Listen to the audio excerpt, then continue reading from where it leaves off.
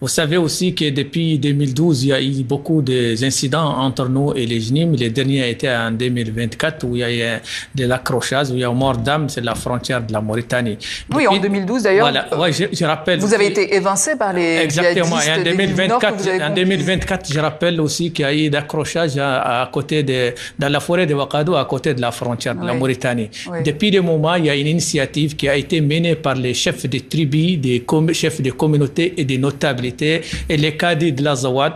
Ils ont dit que tous ces enfants, toutes ces victimes qui s'entretuent entre ces deux organisations sont de ces mêmes communautés. Tous ces enfants, toutes ces victimes qui s'entretuent entre ces deux organisations sont de ces mêmes communautés. Tous ces enfants, toutes ces victimes qui s'entretuent entre ces deux organisations sont de ces mêmes communautés. Donc nous, notre aujourd'hui coordination tactique pour faire face à l'ennemi naît avec les JNIM qui est dans l'Azawad et sont composés que des Azawadiens. Donc nous, notre aujourd'hui coordination tactique pour faire face à l'ennemi naît avec les JNIM qui est dans l'Azawad et sont composés que des Azawadiens. Donc nous, notre aujourd'hui coordination tactique pour faire face à l'ennemi naît avec les JNIM qui est dans l'Azawad et sont composés que des Azawadiens.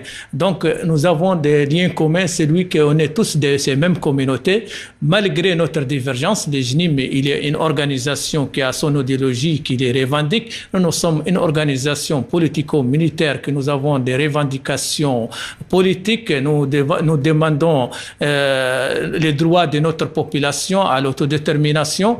C'est vrai que nous sommes en face d'un ennemi qui ne fait pas la différence entre ni les FLA ni les JNIM et qui nous frappe par les mêmes bâtons. Du pouvoir, mais comme en 2012, vous avez été évincé, si jamais le JNIM arrivait au pouvoir, vous accepteriez d'être dirigé par un gouvernement du JNIM, par exemple? Tous ceci sont des scénarios, des hypothèses. On n'est pas là d'abord. Pour le moment, nous sommes face à un ennemi qui allait aussi s'allier avec, comme leur ministre des Affaires étrangères, Abdoulaye Diop, le disait, nous sommes prêts à s'allier avec les diables pour l'intérêt de notre peuple. Nous sommes aussi prêts à s'allier. Pour vous, le JNIM, c'est le diable? Non, on n'a pas dit. Nous sommes avec les JNIM qui sont dans l'Azawad et qui sont les fils de ces communautés. Nous sommes avec les JNIM qui sont dans l'Azawad et qui sont les fils de ces communautés. Nous sommes avec les